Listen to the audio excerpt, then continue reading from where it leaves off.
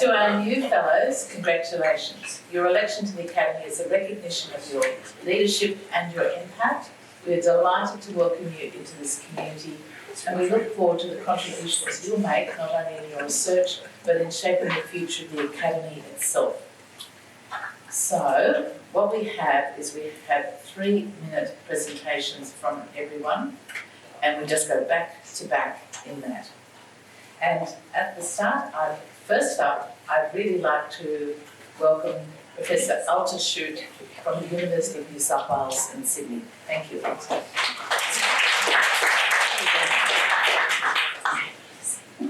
Good morning. My name is Alta Schutte, or you can say Schutte, or Schutte, or Schutte, or anything except for shit.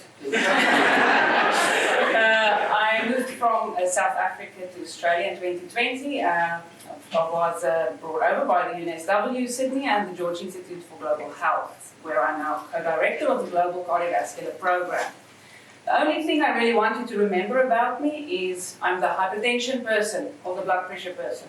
I can probably stop now, and I think I would be the shortest. But the reason for focusing on high blood pressure is because it remains the leading risk factor for death in the world and in Australia. More than 25,000 people in Australia die each year due to high blood pressure, and it's by far not well controlled at all.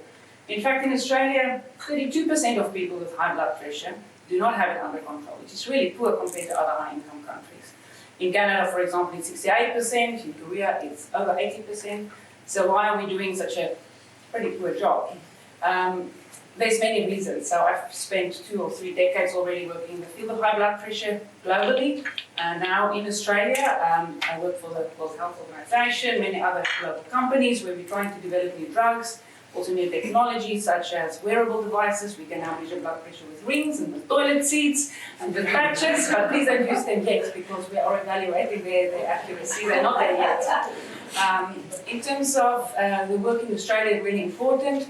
We've convinced Minister Butler that this 32% control rate is really not acceptable, and we've therefore launched the National Hypertension Task Force, launched by Minister Butler in 2022, which I'm the co-chair of, working with many organisations, the Heart Foundation, Stroke Foundation, the GPs, the nurses, the pharmacists, everybody involved in improving the blood pressure control rates in Australia from 32% to 70% by 2030. Thank you.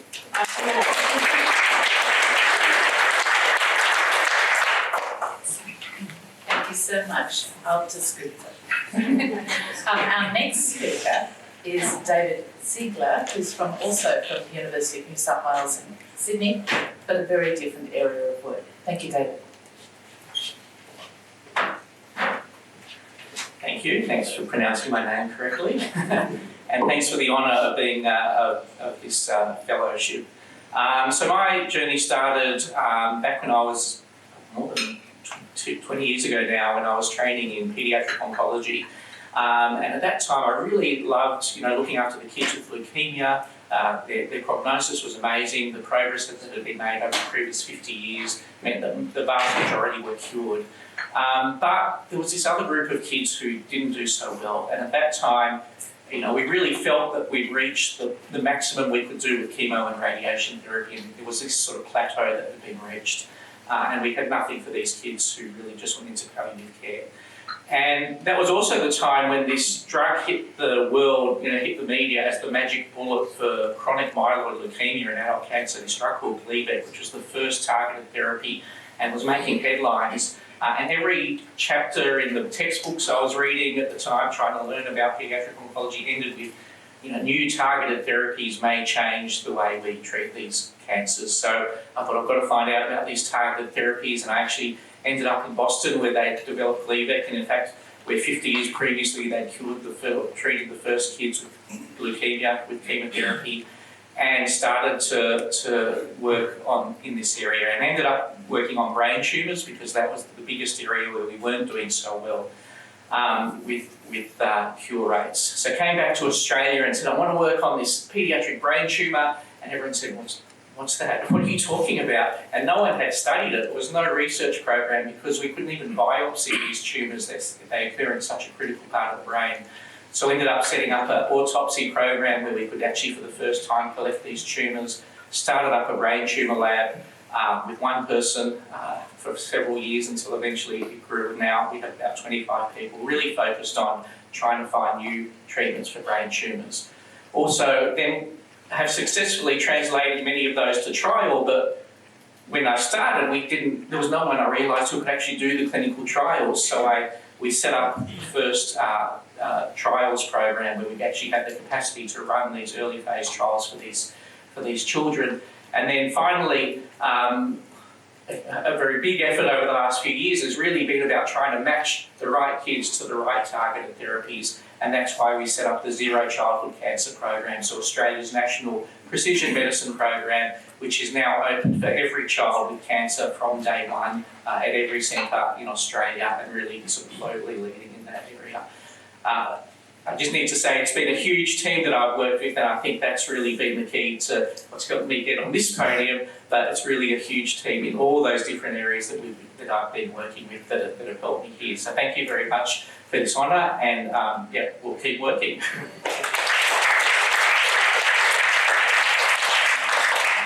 Thank you, David.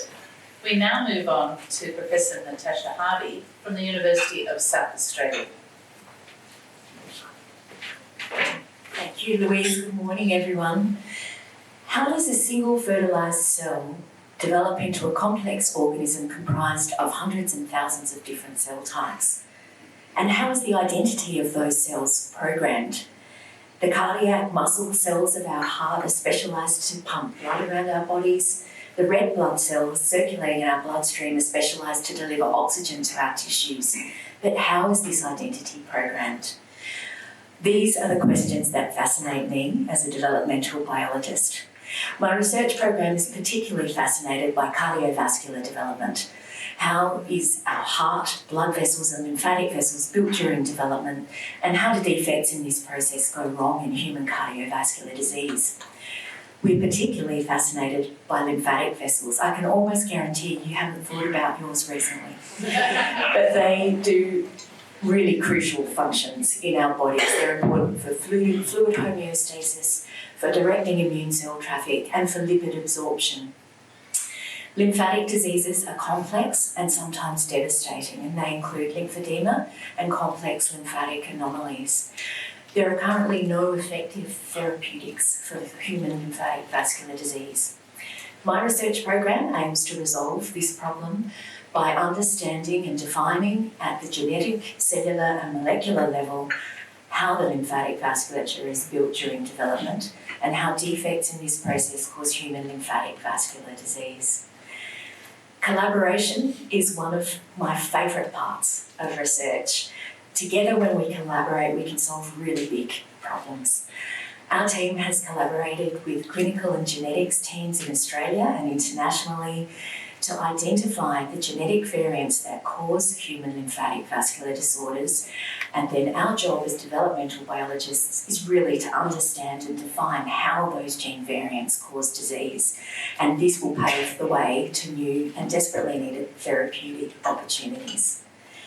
It's a privilege to be a scientist. I'm a very proud discovery scientist working on fundamental biology, but by collaborating with clinical teams, we can deliver our knowledge for therapeutic application. It's a privilege also to be elected as a member of this academy. Thank you very much. Science is a team effort, and I wouldn't be standing here without the work of my entire team over the course of 20 years and without the support of my mentors. Thanks very much to the Academy. I look forward to working with you really closely to champion the brilliance of Australian health and medical science going forward. Thank you.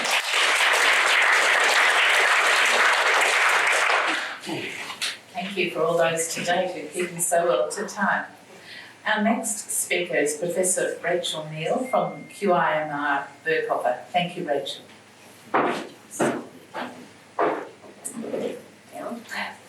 My name is Rachel and I'm an epidemiologist. And as my fellow sufferers will attest, prior to 2020 no one had even heard of an epidemiologist. Thanks to Raina, now everyone thinks all we do is study COVID. And when I tell them that actually I study skin cancer, I somehow become a hybrid between an epidemiologist and a dermatologist called an epidemiologist. actually, I have a bit of a split research personality. I study pancreatic cancer and things related to sun exposure, skin cancer, vitamin D, sunscreen, etc. But I'm going to tell you a little story about the latter to illustrate some of what I do today. So back in the dark ages, I completed my PhD in Adele Green's really seminal RCT that showed that sunscreen reduces the risk of skin cancer. Fast forward 20 years and a lot of skin cancer research under the bridge later, and I co-hosted a sunscreen summit with my close friend and colleague David Whiteman, which led to Cancer Council and several other organisations around Australia now recommending that we should all be applying sunscreen as part of our daily routine on all days when the UV index is forecast to reach 3 or more. Put up your hand if you've done that today. Oh, better than some, still not great. In the meantime, I've become really interested in one of the benefits of sun exposure, which is vitamin D production.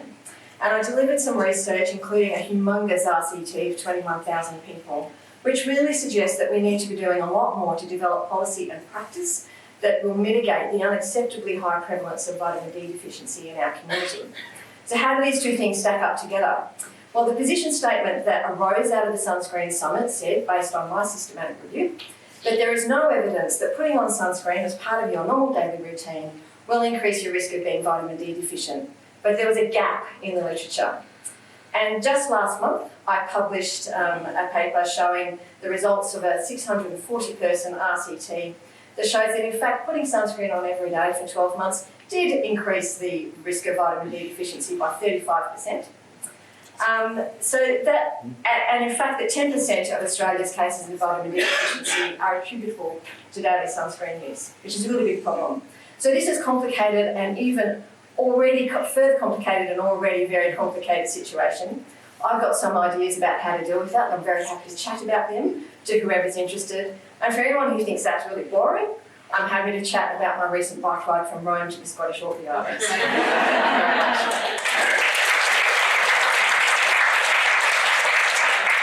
Thank you so much, Rachel. I'm now pleased to introduce Professor Jayesh Desai from the Peter MacCallum Cancer Centre. Thank you. Thanks so much, Louise. And what a privilege to be here. Yesterday was an extraordinary day and really sort of highlighted the opportunities that I can have to hopefully contribute to this organisation over the next many years. So I'm a medical oncologist. I'm a clinician researcher and a clinical investigator. And to echo what Alta said earlier, I'm the phase 1 guy. So my research focus really is on bringing new cancer therapies into patients. I run our phase 1 program at the Peter MacCallum Cancer Centre, which would be considered amongst a handful of the best centres globally. And that's really important because what that does is it provides us the opportunity to bring, hopefully, the most impactful new treatments to patients with cancer, not just at PMAC, but actually in Australia as well. That's really important because getting access to an early pipeline such as that means that we, within Australia, have the opportunity to actually take those things forward for those therapies that actually start to show some benefit as we move into more disease-specific areas as well. At Peter Mac, I also have another role, which is the Associate Director for Clinical Research.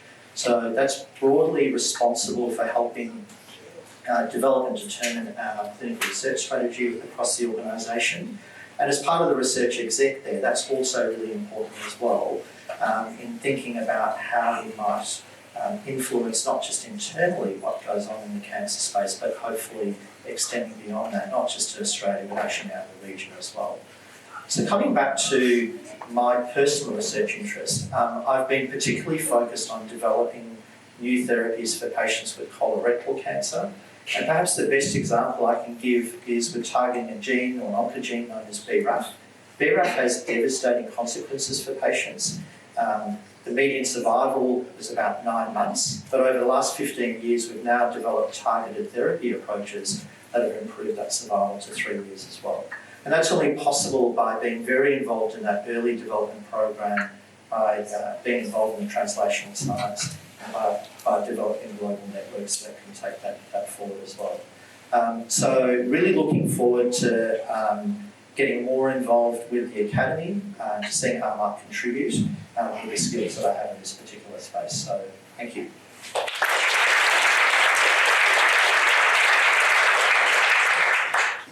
Thank you, Jayesh. Very happy now to introduce Professor Ben Marais from the University of Sydney. Thanks, Ben. Thank you, Louise, and it's welcome to join the family. I'm a pediatric infectious diseases specialist. I work out at the Children's Hospital at Westmead with Louise, but I'm also the director of the Sydney Infectious Diseases Institute at the University of Sydney. When I arrived from South Africa in 2011, Kathy North, who was then the head of our clinical school, told me, if your research focus is tuberculosis, you either need to find a new focus or new friends. So I was fortunate then to meet up with Warwick Britton and with Guy Marks, and together we established the first Centre for Research Excellence in Tuberculosis in 2012. And that CRE is now in its third iteration. At the moment, I'm co-lead of the CRE as well as the WHO Collaborating Centre in Tuberculosis with Greg, who's also here today. I think people often forget that TB remains the #1 infectious disease killer on the planet. In addition, it's a top 10 cause of under 5 mortality in TB endemic countries. So, as a pediatrician, my research interest is in how children are affected by the TB epidemic. Bringing my research from South Africa into Australia, I think I had to shift, recognizing that children get TB where adults transmit the disease. If we want to reduce the risk of children and keep them safe, we need to limit transmission in hotspot areas or in endemic communities. And at the moment, I'm leading a big study in Kiribati, which is the TB and leprosy hotspot in the Pacific. And I'm also engaged in population-wide active case finding studies with Greg and Guy in Vietnam and Cambodia. Australia has the privilege of having low rates of TB, but it also gives us a huge responsibility and the unique opportunity to be leaders in TB elimination. So on the Australian side, we've really been pushing the narrative that Australia has a public health obligation to keep our population safe. But if we want to end TB, the best way is to essentially close our borders, which is not economically viable. It's not what any one of us want. We know that 90% of TB cases occur in people born overseas, but we can keep the local population safe by preventing TB transmission within Australia. So in New South Wales since 2016, we've been whole genome sequencing all TB patients, and we've got a very accurate map of TB transmission. And TB is now also a lead exemplar for national implementation of genomics-guided precision public health. And I think that's where we can lead the way in the region. Thank you.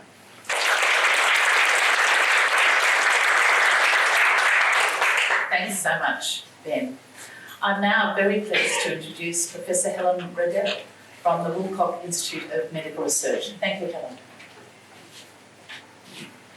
Thank you. Looks like I'm the first person to be nervous enough to have a crib sheet to make sure I don't go over time.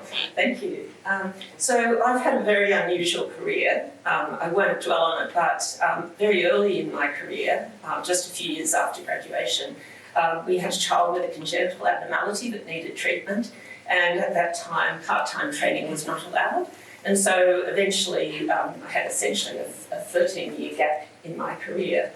But got back into it via research, and with great indebtedness to Gary Anderson, one of our fellow inductees today, who, with what he regarded as a simple step, actually kick-started my ability to function as an international researcher. So I'm very grateful for that.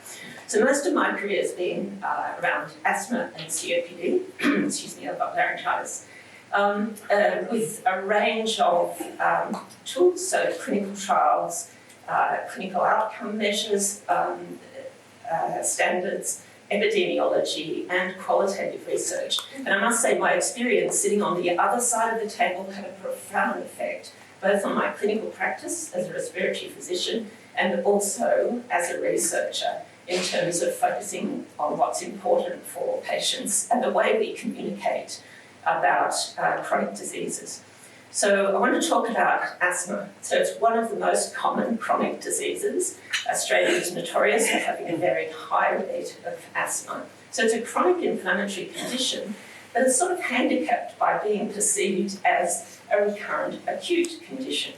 So if you asked 100 people in the street, like those TV games, 100 people, how do you treat asthma? I think 99% would say with a ventilator, with a blue puffer. That's a really common perception, not just among patients, but among GPs, in the PBS, in the TGA, and in our health system.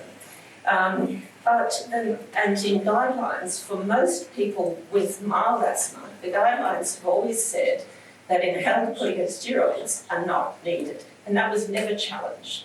So inhaled corticosteroids in the 1990s dramatically dropped the risk of asthma deaths in Australia. But there's still this persistent 400 or so deaths every year, and most of those are regarded as preventable. So I've got a fairly literal mind as an early clinician. I looked at the guidelines, and so I tried to implement it. And it was like, the guidelines say what? So the narrative didn't make sense. So from the patient's perspective, the first treatment they had was a blue puffer that worked within minutes. 2 or 3 minutes, they're already feeling much better. It's inexpensive. In Australia, you don't need a prescription. You can buy it over the counter. And apart from a few shakes, it's perceived as very safe and effective. So, what's not to like about that? In the guidelines, the next step of treatment, if patients are using that, say, more than 2 days a week, you say, no, you're using it too much. You should instead take this puffer. Now, it won't make you feel better when you take it. You'll start to feel better maybe in a few weeks' time, but you have to take it every day, even when you don't have any symptoms.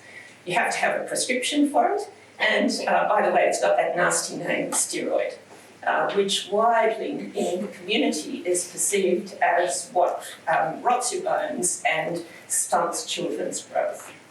So if you start treatment with a blue puffer, it's very effective from the patient's perspective, but it inevitably trains them to perceive this as the most important way of managing asthma. So how to disrupt that? So the story about that started in probably about 2007, when we realised, I and some colleagues realised that this, was that 3 minutes? Okay, so I'll just, so we've changed guidelines with studies in 10,000 adults with mild asthma. And Australian guidelines have changed just this year to recommend this as the main treatment. It's a combination inhaler used instead of that blue puffer. But we have some substantial challenges in terms of 96% of asthma deaths in low and middle income countries, how to change the perception of treatment of asthma when the blue puffer is so deeply embedded. And the third challenge is the heterogeneity of asthma and other respiratory conditions, and the fact that diagnoses are mainly made on symptoms. So those are the things I'm going to be addressing in my investigative plan. Thank you. I'm sorry. Thank you, Helen. Every person is giving amazing information. I'm now pleased to introduce Professor Paul Kelly from PK Public Health Advisory. Thank you, Paul. Yeah, I just made that one up. Portfolio career, I've heard it, that's what it's called. My mother was a storyteller. She never finished high school, and she wrote a book called How Can I Be of Help? I guess most people would know me from the COVID crisis. I acknowledge my dear colleague Brett in that regard as well. I'm not going to talk about that. I still get PTSD. So I'm not talking about that. Probably the only person in this room that knows that also had been an obesity researcher is Louise, because we've worked together before. That's my most cited paper. It's amazing how many citations and 13.7 thousand downloads you can get when you have something in an open access journal. It's important that we do that. Particularly important when you mention obesity in New York City in the same sentence. I'm one of 3 TB researchers in the room that are being acknowledged today. So I spent 25 years as a TB researcher, and most of my papers have been related to that. And I'm most proud about the work that did to change policy here in Australia, globally, in Timor-Leste in particular, and in Indonesia. I was also involved with work around malaria eradication in Timor-Leste, which was one of the major public health problems in 1999 when I was first working there. It's now eliminated as a public health problem. I also worked on flu and established what is still Australia's best source of sentinel surveillance for severe flu infection in 23 hospitals around Australia, FluCam. I've had a bit of a role in the CDC, National Environment Health Strategy, but really, these are my point is I'm a storyteller, and I'm working to do that and to help people. I'm most proud of the people I've worked with as PhD students and to their amazing careers that have come from that. So policy relevant research through storytelling and connections. So I guess that's my superpower, if you like. I continue to work on those things in relation to pandemic preparedness, vaccines, One Health and climate, communicating and translation of science to a variety of audiences. I'm as comfortable, actually I'm not comfortable in this room. I am comfortable amongst peers with the general public, and particularly policymakers and politicians. And I look forward to continuing to help in my portfolio career. And just to quote Tina Hernack from yesterday, I thought that was a fantastic talk, and the analogy that I'll take with me, and I really passionately feel about this, we have to open those windows, get people out of their mirrored rooms, talk to people about context and make that real, and so we can make the world a better place. So thank you. Thank you, Paul. We have such a diversity of new fellows, don't we? I'm now pleased to introduce Professor Prue Hart from the Kids Research Institute in Australia. Thank you. I'd like to just start by saying how honoured I am to be here and receive this fellowship. But I'd particularly like to thank Karen Williams from Flinders University for nominating me. So I'm a PhD graduate from University of Queensland and have worked in many cities of Australia and in Denmark. I'm a basic scientist in the field of cytokines and immunology, and particularly photoimmunology. So my life in medical research has taken me to be one of the leaders of the growing worldwide group of scientists, clinicians, and even dermatologists that espouse skin exposure to non-burning or moderate amounts of sun for our general health and body homeostasis. More specifically, non-burning sun exposure has been shown beneficial for our mental, immune, bone and skeletal, cardiovascular, metabolic and ocular health, principally by pathways that are not dependent on vitamin D. I'm interested in the healing rays of sunlight as it calms down immune system disorders such as multiple sclerosis. Turning this discovery into treatments, I have run the largest study of narrowband ultraviolet B radiation as used to treat inflammatory skin conditions for patients with the earliest form of multiple sclerosis. So longitudinal cellular proteomic and metabolomic analysis of the biobank serum samples from the participants have shown how narrowband UVB is anti-inflammatory. My future lies in obtaining greater empirical evidence of the systemic benefits of sun exposure. I'm also a member of the scientific advisory team of the US company Cytokine, who are expanding light therapy use for MS fatigue.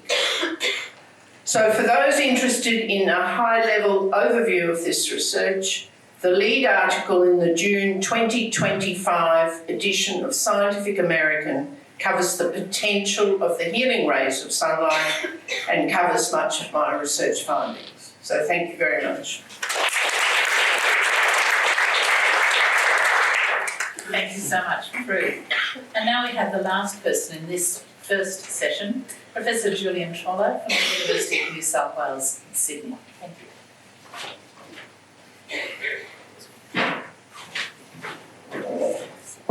Michelle was a vibrant young woman with intellectual disability and good verbal skills.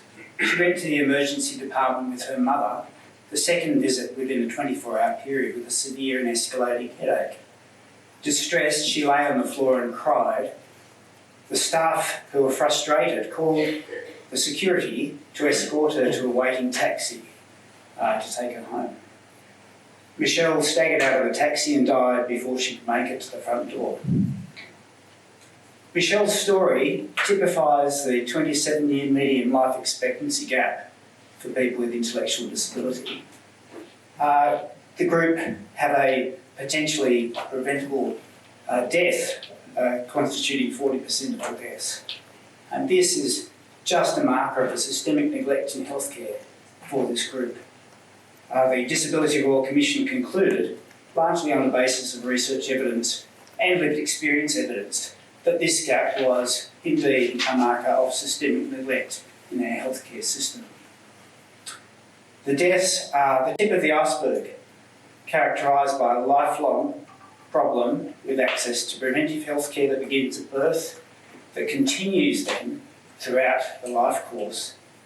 We know that people with intellectual and developmental disabilities present to hospital at twice the rate, twice the emergency department presentations, twice the hospitalisation rates, 3 times the rate of severe mental illness.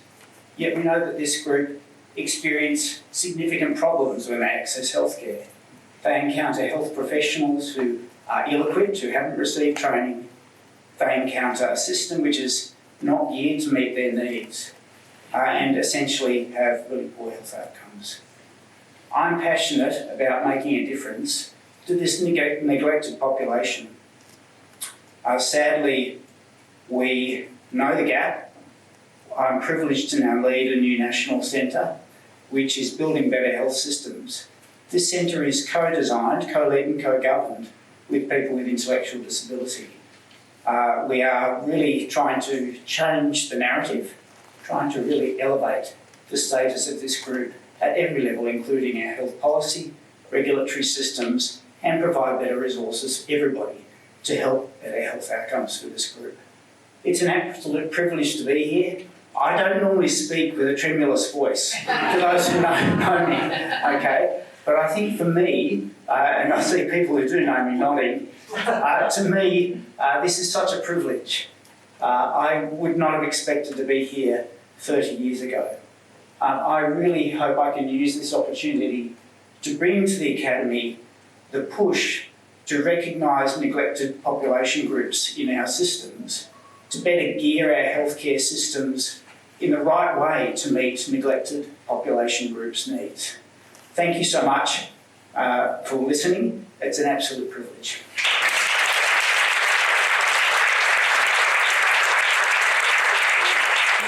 Thank you so much, Julian. And what a real array of fascinating talks that we've had in this very first half of the session.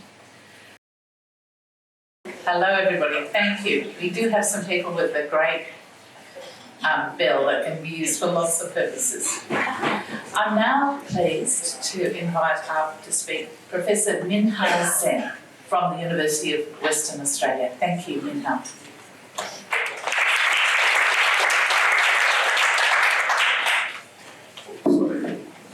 Good morning, everyone. Thank you very much. 3 minutes, I'm going to give 3 highlights. The first one is coming from a long way. It's 1988, I've been giving a fellowship for 6 months for pathology training in Perth. And I don't even know where is Perth. I thought Perth is near Fremantle. So I ended up staying in Western Australia for 36 years. My second highlight is all in my career is fascinating from the nature. I always love to learn from nature. Always try to be inspired by nature. So the first one of my innovation was that taking natural collagen to making medical device for orthopedic use, and now being used for cartilage repair, for tendon repair, and also for nerve repair. And all these are actually being approved by FDA as well as Europe and PCA. And the second one they could do was by accident, my wife and I went to Broome to see the scenery, and of course she's walking, looking over the pearl, and standing outside, see a lot of necklace, mother of pearl, the shell sitting outside. And I thought this is a calcium carbonate crystal. So I took, instead of buying the pearl, buying the shell. And then grind it into the nanoparticle and make it as a bone substitute.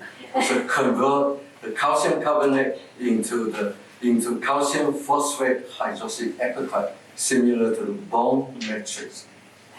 And I continue for this journey. We look at all this cell biology stuff, and interestingly, we find out that mitochondria not just can passing from the mother cells to the daughter cells. When you're putting the cell together, mitochondria can conduct horizontal transfer in order to maintain the tissue homeostasis. And then open another big things for my research is moving from cell therapy into the mitochondrial transplant for aging. And I will continue for this journey. Lastly, I'd like to thank all the people that helped me through my time, in particular John Papadimitriou, who is 85 years old, and he was my PhD supervisor and my MD supervisor, and he's still working in our lab, like came in Thursday to tell me what to do. Thank you very much.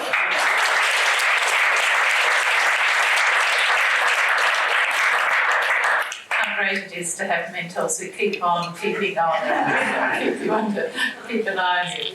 I'm very pleased to introduce the next speaker, Professor Susan Sawyer from the University of Melbourne. Thank you, Susan. Thank you. Thanks, Louise, and good morning to you all. I hold the chair of adolescent health at the University of Melbourne, but as a medical student there, I learned nothing about adolescents. And as a paediatric trainee, I learned remarkably little about adolescent medicine. My original subspecialty training was in respiratory paediatrics, and I spent a fabulous couple of years doing a postdoc at the Harvard School of Population Health, where I was exposed to adolescent medicine. And I returned to an academic position at the newly minted Centre for Adolescent Health, now at WHO Collaborating Centre, and within a very short time found myself with Louise and a few other people in the Division of Paediatrics and Child Health, chairing a new committee on adolescent health, where after 5 years I made sure that no future medical students in Australia could go through medical training without training in adolescent development, and that no future paediatric or adult trainees would graduate without competencies in adolescent health. So with my first 15 years or so of a career focused on developing national initiatives and very much local clinical services on children's, together with my late husband, Professor George Patton, the two of us were very privileged to be invited by The Lancet to lead turned out to be two series on adolescent health.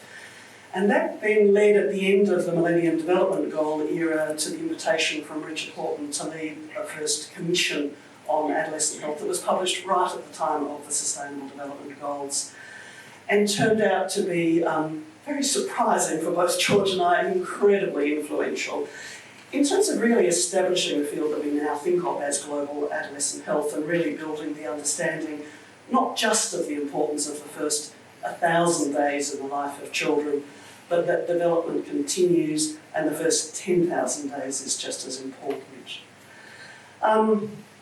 Following George's death, like many people, I turned myself into an epidemiologist, and now find myself leading a longitudinal cohort study on child to adolescent health known as CATS, the Child to Adult Transition Study, and I've been incredibly privileged to work with a team where in the last year we've published some major papers tracking the natural history of common mental disorders, depression and anxiety in young people, just last week published the natural history on the course of vaping and smoking. So I was fascinated with the policy conversations yesterday that we had about big tobacco. And hopefully in a short time we'll be publishing a much anticipated paper looking at the causal contribution of heavy social media use to future mental health in adolescents. My work's been inspired by young people, very much informed by young people, and like I think many others in this room, really intended to make a difference to the health and well-being of what has been a highly disadvantaged population. And I feel hugely honoured to be invited to join this academy. So thank you to you all.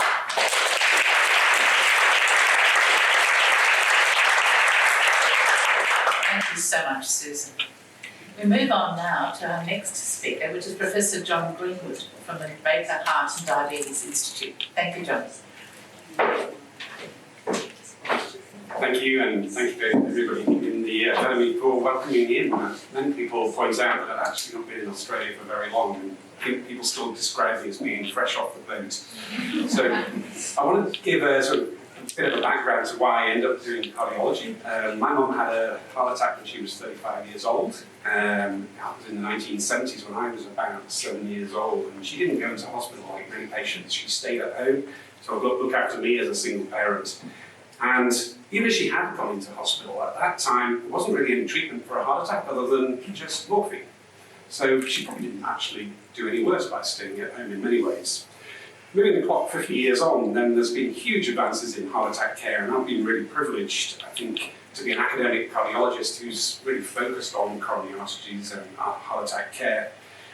Before coming to Australia, I worked at a hospital in the UK, which was probably one of the largest cardiac services in Europe for heart attack treatment. And it was an immense privilege to have so many patients that we were able to treat and save, but also to do clinical trials. As a sort of trialist, it was a fantastic opportunity to be able to do either first-in-man studies, early-phase clinical trials, or even trials of novel drugs and devices. And you can imagine the logistics and the ethics challenges over the last 20 years of being able to do that research on patients having a heart attack, actually at the time of their heart attack. The other thing that really sort of shaped my career is the interest in using magnetic resonance imaging to look at the heart. It takes me back to the day when I applied for my first MRC fellowship in the UK, looking at how we would use MRI to diagnose heart disease, and they told me really clearly at that time when I didn't get the fellowship that what was the point of doing an MRI scan when you had an ECG? So again, moving forward many years, I've probably spent by that sort of formative process many years proving them wrong. And actually, the MRI now is a class 1 indication for the diagnosis of coronary artery disease in all of the international guidelines, whether it's in Europe or the US. And I'm really proud to say that I contributed to many of the landmark clinical trials in cardiac MRI in proving that it was a better test than all the currently available tests. And as a result of all of those clinical trials, I've been involved in many of the sort of guideline writing groups now internationally. And one of the things that I'm really proud of as well is I did a head-to-head, one-to-one randomized controlled trial using cardiac MRI against the UK NICE guidelines, and absolutely convincingly showed that it was better in terms of patient management than the UK NICE guidelines. And I think many in the UK never forgave me for that. And the other thing that I'm currently involved with is, again, something very controversial. I'm doing a head-to-head, one-to-one randomized controlled trial of 2 sets of international guidelines for how we diagnose coronary artery disease. I don't think anywhere in cardiology anyone has done a trial of guidelines head-to-head to prove which one is better in terms of its performance. And I think that's a problem with many guidelines. Actually, all of the experts, we all write guidelines, but we never prove that they're actually good. And we never prove that they work.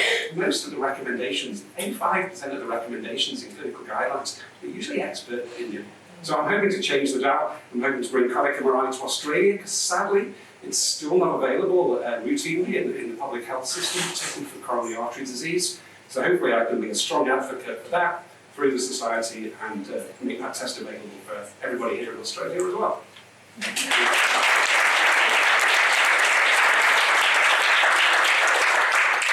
Thank you, John. We move on now to our next speaker, Professor Valsama Epen from the University of New South Wales, Sydney. Thank you, Val. I'm going to introduce my program of research through Sam's life. In a lucky country called Australia, you would expect Sam to have a great life. But Sam's mum was not very well during pregnancy. She was in a domestic violence relationship, recently separated from the partner, didn't go for any antenatal checks, just turned up for delivery, 3 weeks premature, a little bit of low birth weight for the baby. Nothing to concern anyone, went home with a bundle of joy, Sam. Continued to be depressed, significant poverty, didn't go for any of the routine services, and the only thing that she did was to take her for immunization. Sam was very fidgety and twitchy, had a lot of developmental issues, speech was not going well, but there was no reading at home, no access to preschool, she couldn't afford it. So he rocked up at school, at the start of school, really not ready to learn, really not ready for school. A perfect target to be bullied, and that's what happened in Julian's school, and still struggling with learning, as you'd imagine. Moved into senior school. He was very angry, he had put on a lot of weight, he was big and strong and started to be the aggressor. The table turned, he became the bully and the aggressor, and he got suspended a few times, inappropriate swearing, he was all over the place. And during one of those suspensions, he got in touch with the wrong crowd and he started using substances and alcohol, and then depression and self-harm soon followed. One night he was picked up by police, lying on the floor of the nearby Westfield shopping mall, intoxicated, cut on the body, suggesting self-harm, brought to the ED. Police thought, oh, that's it, mental health.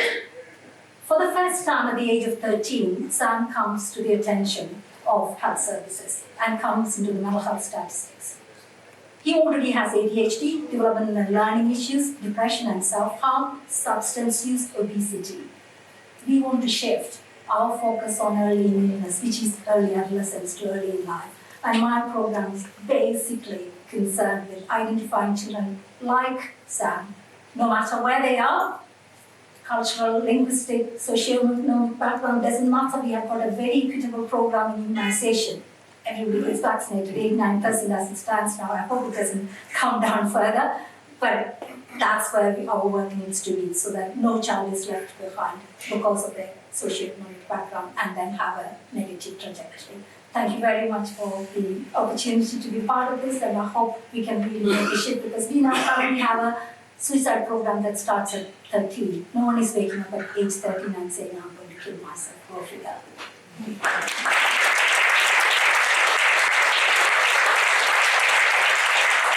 Thank you so much, Val. We move on next to our next speaker, Professor Keith Martin from the Centre for Eye Research, Australia. We move on now to our next speaker, Professor Greg Fox from the University of Sydney, who I was sitting next to.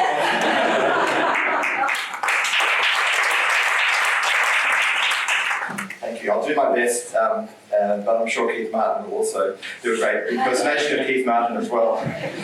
So my research journey began learning to ride a motorbike in Hanoi.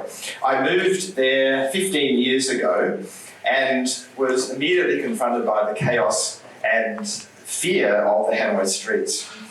I remember the first day of arriving there and being petrified going out onto the streets and being unsure whether I'd be able to go and make it to the hospital where I worked at the National Lung Hospital. Thankfully, I made it to the hospital that first day, but what I learned during the experience of riding a motorbike was that there is in fact an inherent logic to the Hanoi streets. And the logic is that you need to focus on what's in front of you. You don't worry about anybody behind you, that's their responsibility. And you need to conquer your fear in order to go and flow like you're moving with fish. They describe it as being a bit like a school of fish, and you just need to have the same mentality. And in fact, that mindset of thinking about what is ahead, not worrying about what is behind, and being resilient to the threat of impending death has prepared me very well for a life of clinical trials in Vietnam. And particularly I've learned that you have to watch out for the tourists, because they're the ones that are the most dangerous.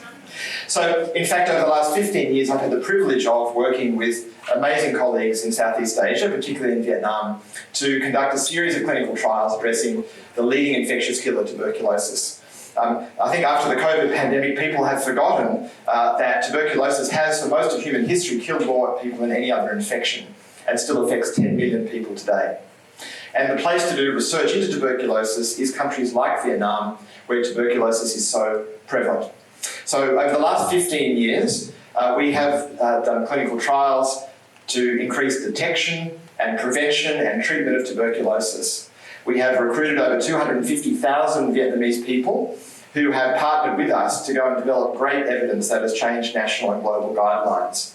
We've shown that by screening whole populations, you can halve the prevalence of TB in just 4 years.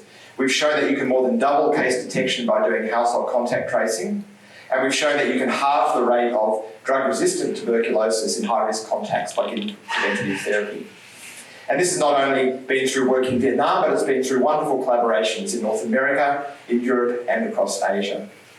And it's thanks to partnerships with clinicians and health leaders in Vietnam and across the region that this has been possible. And I think the lessons that I've learned through doing research in Vietnam have really prepared me well as a clinician, as a respiratory physician in Australia, to be able to take that same evidence and bring it to the patients that we have here in Australia. And I'm pleased to tell you that I still haven't yet hit the tourists riding a motorbike in Vietnam. Thank you.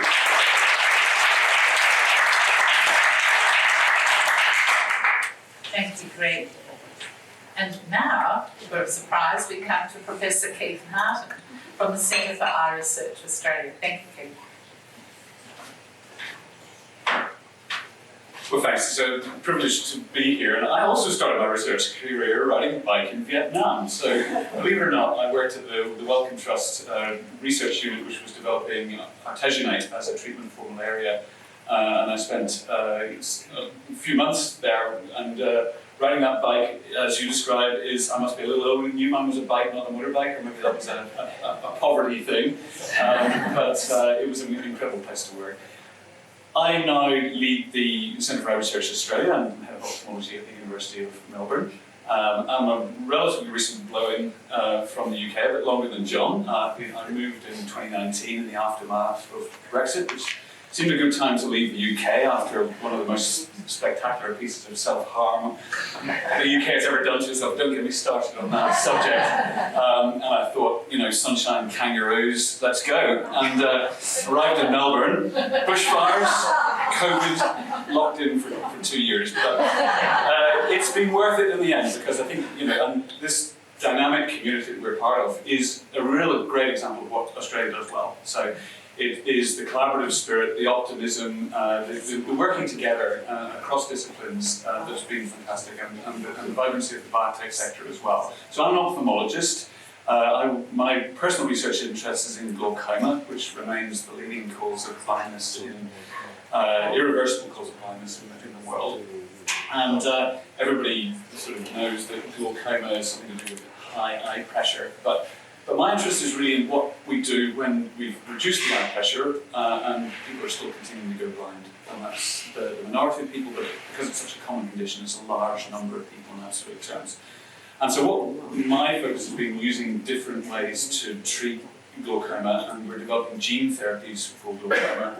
And I did a lot of this work in the US at Johns Hopkins during postdoc time. At that time, it really seemed pie in the sky that it was going to be a clinical treatment. Things have moved on, and the eye is now at the very forefront of advances in gene therapy. A lot of the conditions that in my early career, we told people they were going to go blind from, and that was it. We are now developing gene therapies that can treat these conditions.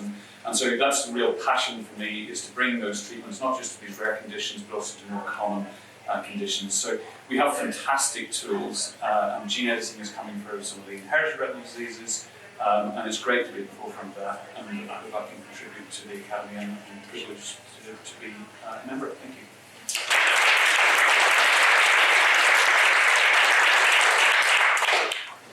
Thank you so much, Kate. Now we move to Professor Belinda Parker from the Peter MacCallum Cancer Centre. Thank you. Thank you. It's a real privilege to be here among so many of you that are really inspirational. Very happy to be part of this. So I currently co-head the Cancer Evolution and Metastasis program at the Peter Mac, and I guess we're in a really nice building where we really aim to translate fundamental science into clinical discoveries and clinical benefit. So I have had a passion through my career of really looking at how cancer cells interact with surrounding cells and communicate with them as they spread throughout the body, because that's a really deadly phase of cancer. I'm also really interested in how they evade immunity and using this information to develop new biomarkers and new therapies that will really target people at a personal level, at an individual level. One thing that I've really done throughout my career is built multidisciplinary connections that have really fostered where I am today, and that's why I'm probably standing here. So I've worked with a lot of scientists, clinicians, engineers, physicists to try and ask new questions that's really required to do something different for metastatic disease, because really we're not doing enough.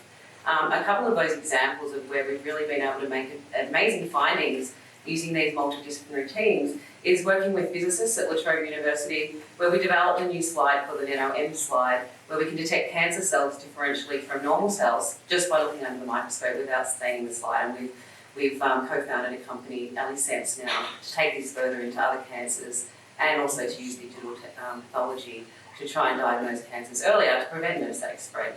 The other example is working with engineers at Melbourne University, where we've actually been able to take bone metastases from patients and keep them alive on a cow bone scaffold. So we can actually look at those cancers direct from the patient, see if therapies that we found in our lab would actually work at an individual level. And we really feel like we can personalise therapy and build a pipeline around that in the future. So I'm really passionate about that. I've also been really passionate about bringing people into the metastasis space. A lot of people work on primary cancers, and we really need to find ways to target the deadly phase of cancer. So I've formed some collaborative networks, recently the ACRF Centre for Imaging and Precision Immunotherapy, a synergy grant to bring clinicians and engineers and other people into the metastasis space. Let's see if what you've discovered can work for metastases. And I'm going to continue these multidisciplinary approaches throughout my career, because I really believe that's where we need to be to change the game for metastatic disease. Thank you.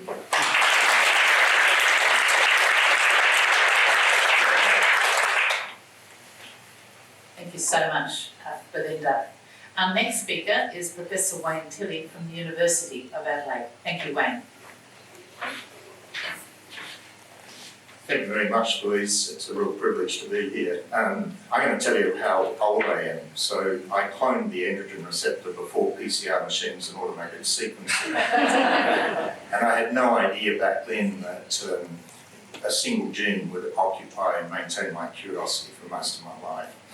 So our early research showed that the androgen receptor is the key oncogenic driver of prostate cancer. Back then, hormone deprivation was the main hormone therapy. And patients failed on hormone therapy, we showed that was due to an upregulation, activation of the androgen signaling axis. So it was moving the disease from dependency to addiction on the androgen receptor. Howard Schutte and I, Howard Schutte, Zheng, we coined the phrase castration-resistant prostate cancer to describe that state. It's still used in the clinic today. But most importantly, it led to an international endeavour to build drugs that actually target the receptor. And that's sort of what changed, I guess, the face of treatment of prostate cancer for many years. Fast forward 25 years, estrogen-driven breast cancer is very much the same. We should have learned from prostate cancer, because we found out that indeed failure of endocrine therapies in breast cancer was also associated with this paradoxical upregulation of the estrogen signaling axis, and that the high frequency of mutations and when they take aromatase inhibitors. So wind the clock back again, when we're doing our prostate cancer work, we showed that we inhibit breast cancer cells in a dish with androgens. We showed that the androgen receptor is more commonly expressed in breast tumours than the estrogen receptor. It's an independent prognostic factor. But we just didn't have the models, and we did such a good job of showing that it's oncogenic in prostate cancer. The rest of the world said, well, hang on, surely in breast cancer, because it's expressed there, you should target it with the same drugs you do in prostate cancer. Well, women are not men, there are fundamental differences, and indeed it took about 10 years after that to develop the right in vivo preclinical models so that we could show in 2021 in Nature that the androgen receptor is a tumour suppressor and in the breast, and that it should be activated, not inhibited. So that led to a clinical trial. We published that in Lancet Oncology last year, showing that in women with tumours that failed multiple lines of endocrine therapy with metastatic disease, that AAHMS actually was effective and improved their well-being. So what's exciting, that's now taken us into prevention. And that, I think, is where we really have to go. So premenopausal women, the ER targeting drugs are toxic, huge side effects, and it's also a group of women where indeed the incidence of breast cancer is increasing the most. So we've now gone into clinical trials in the US looking at a novel AAHMS in prevention. I just want to conclude by saying I'm so thankful to all my fabulous mentors, collaborators, students, and public advocates, patient advocates who have really helped drive this research. And if anyone doesn't want to talk about prostate cancer, the next most exciting thing to be elected this academy this year was going to the Antarctica earlier this year before climate change ruins it and before Trump starts drilling there. So happy to do that.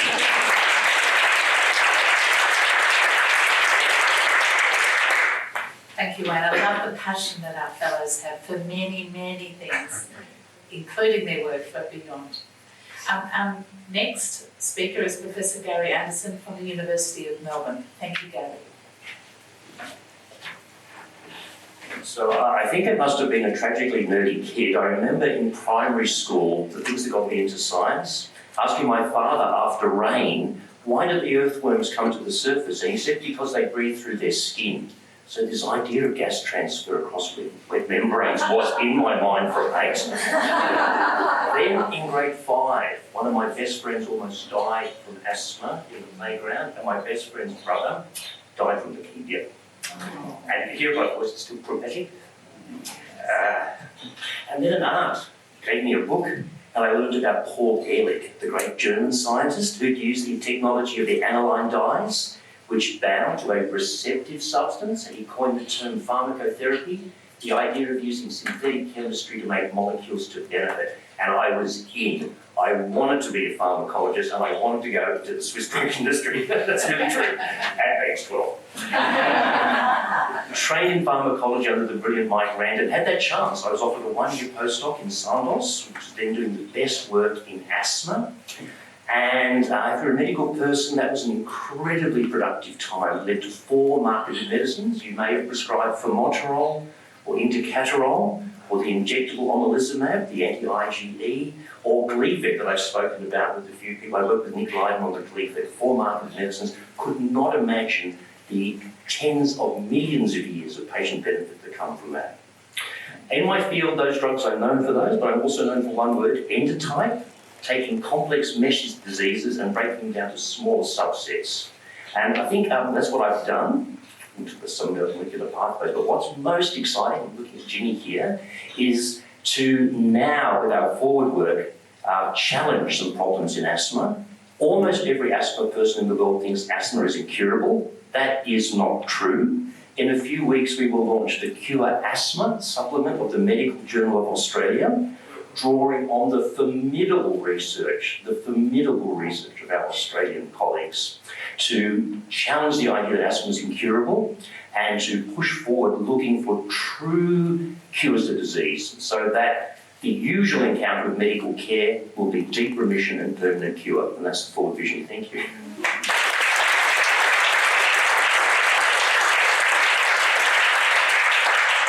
Isn't it interesting to hear about all the early life factors that actually focus us and get us to where we are now? And I just want to reassure Gary that there are probably many people here who are very nerdy kids. It's wonderful, who should wear it with pride. Our next and our last speaker in this session is Professor Jose Polo from the University of Adelaide. Thank you, Jose.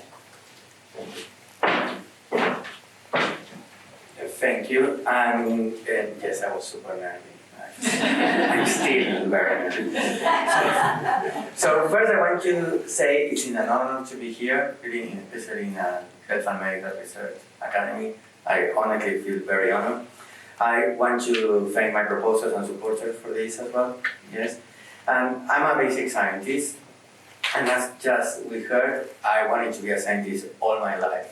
So I have to thank my mother because I prick her finger for blood to look under the microscope like dozens of times. Yes. I want to thank also my mentors in Buenos Aires University, where I trained as a kind of biochemistry and clinical pathologist, some mixed graduate system. Then I moved to New York when I studied how B cells become lymphoma cells under Harvey. Then I moved to Boston, where I work in nuclear reprogramming. That is a technology that allows you to change a cell fate, so basically a cell identity from one cell to another one. And then I was recruited by Christina Mitchell to Monash to establish my own research group in 2011, and I want to say thank you for that. I get that because I was living in all these places, is that you heard this strong British accent. And so 4 years ago I moved to Adelaide University. I still have a lab in Monash, by the way, and there I studied how cells change. All the cells of the body, all the different cells have the same genomic information, it's just how they use it. So my lab works on that, on how the cells change. So through the years, and still we work in many aspects of that. So we have working, for example, Alzheimer's, doing brain models, so we can model Alzheimer's in vitro, we can model brain cancer, we have model, for example, placenta, which allow, and lung, which allow us during the pandemic to predict that the virus was going to be able to infect the placenta, and 1 year later we start having all those cases of placentitis. We were also the first ones in developing a model of the human embryo model, which allowed in the rest of the world to work and start finding a lot of cures for different types of fertility. And now I'm focusing more and more in cancer again, where we still working in lymphomas, in prostate cancer, in ovarian cancer, and also in brain cancer. So in a nutshell, basically, if a cell is changing fate, and almost every disease that you study, a cell is changing fate, I'm happy to study to understand the basic mechanism, and then to try to translate that basic mechanism into real actions in the real world. Thank you.